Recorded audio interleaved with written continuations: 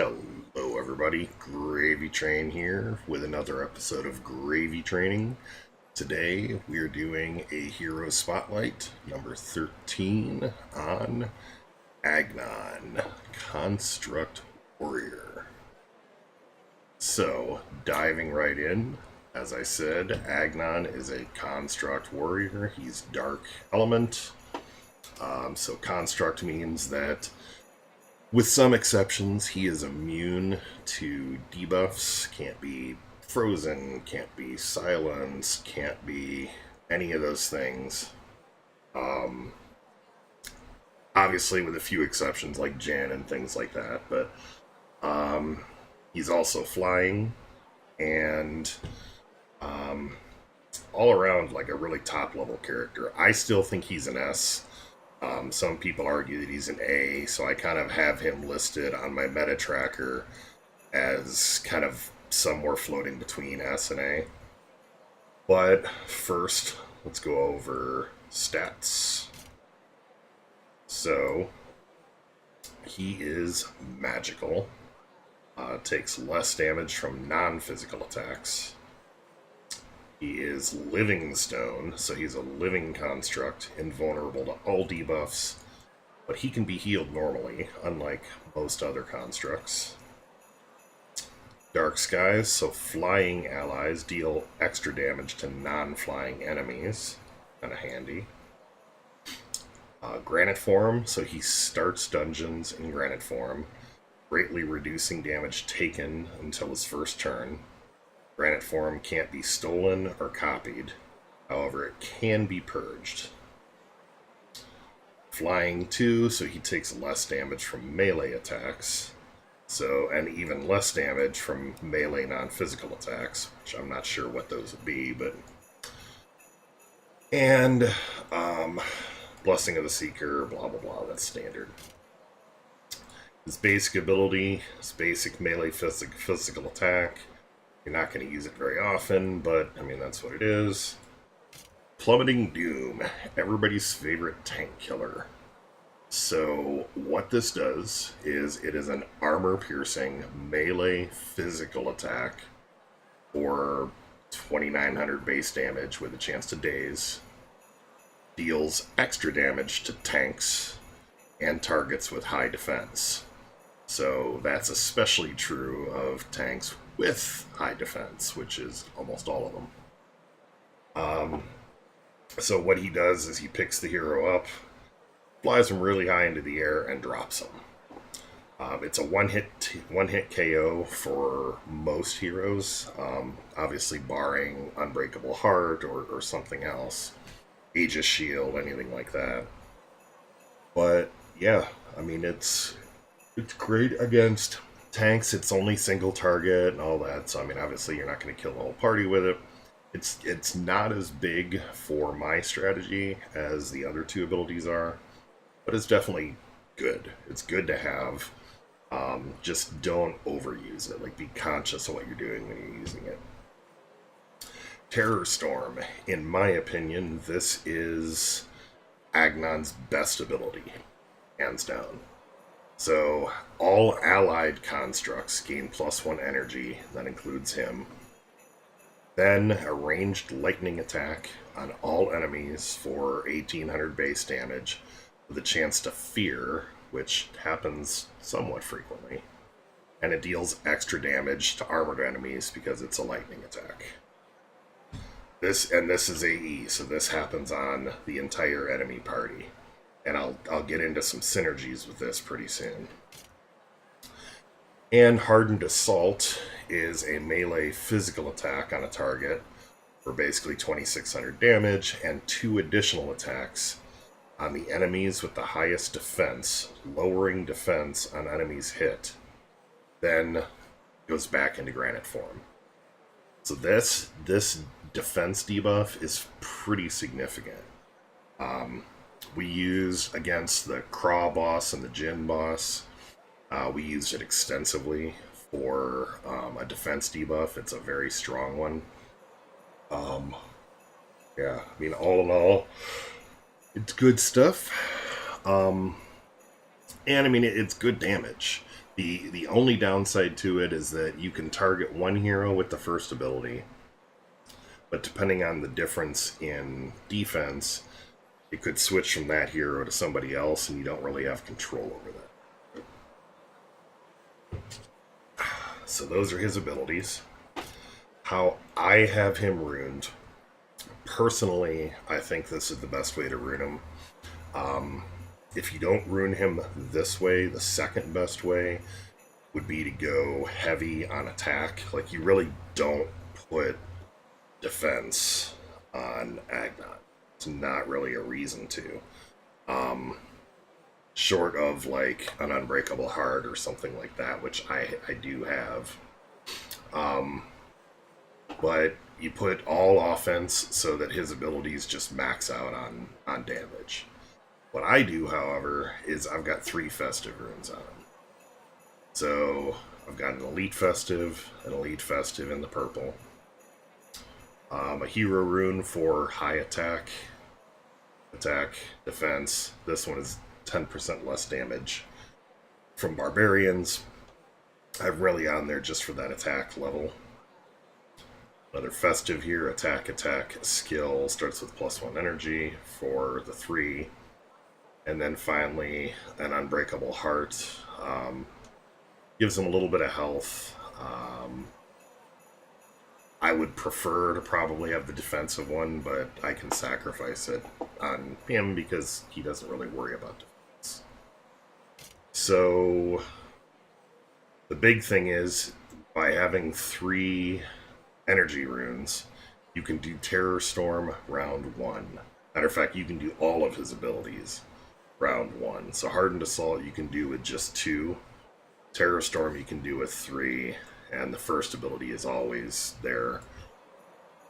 Terror Storm is huge.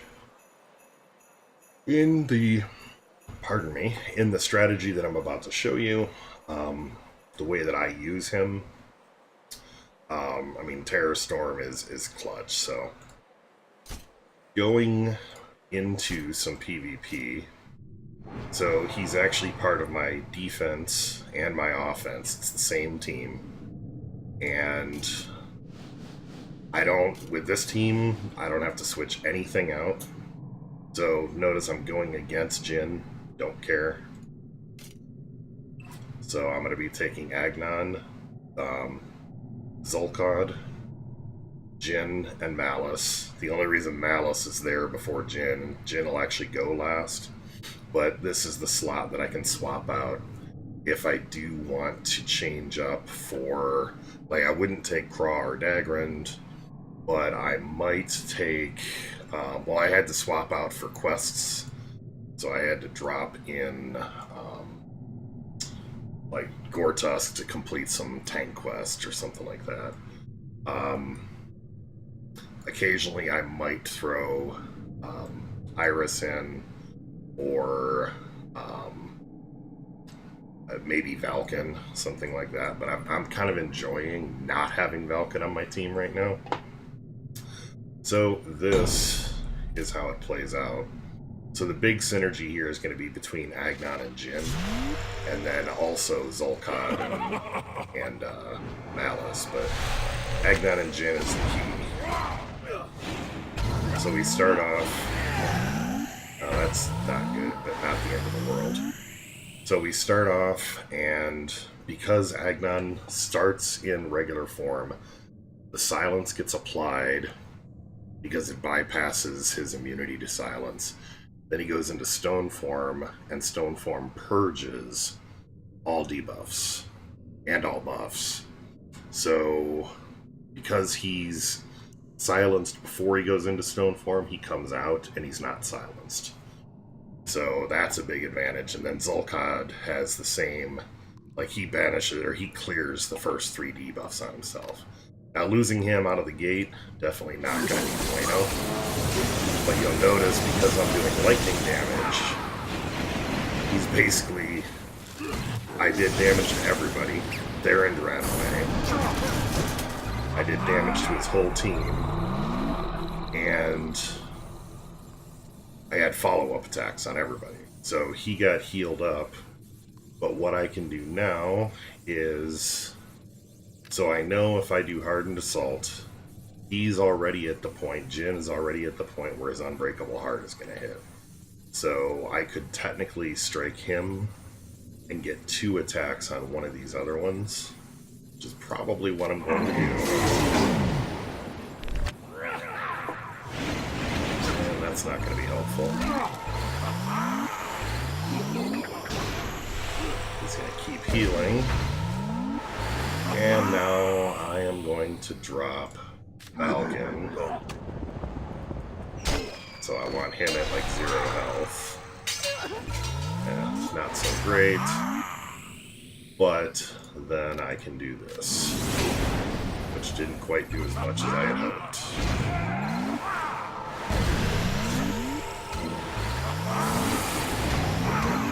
Damn. Alright, well that didn't go quite as planned, but shit happens. When Zulk died right out the gate, I wasn't sure I was going to be able to pull it off anyways.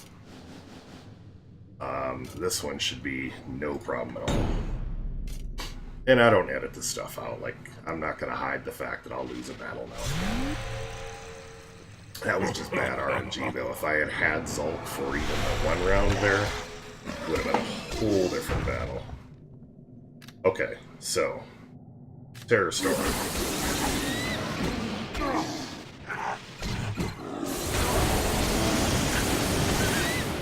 All the follow-up attacks. With Zulk, I am going to do his first ability. So everybody's burning, everybody took damage. Around nobody has any amazing buffs. He has some. Okay, so I'm going to do Theft of Grace, steal all of his buffs, and give everybody on my team 3 elemental buffs. Gonna silence, because why let them have special attacks next round? And now I'm going to get 2 of them dead. I can banish Solaris. And then I can kill Cortez.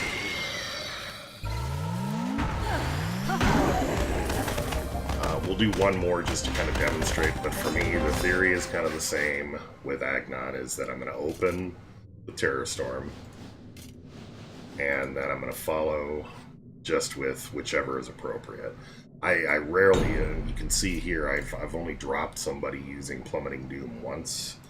I only do it about 1 in 5 or 1 in 10 battles, something like that, so it's not common. So, and Terror Storm works great against Barbarians, and they're all no health. The entire group of them, no health. So now this attack is shield piercing, so goodbye barbs. And it doesn't matter that he's gonna die now, because 1 shot. And that's it. I hope you liked the video. One last announcement that I probably should have started with is that I now have a Twitter for the channel.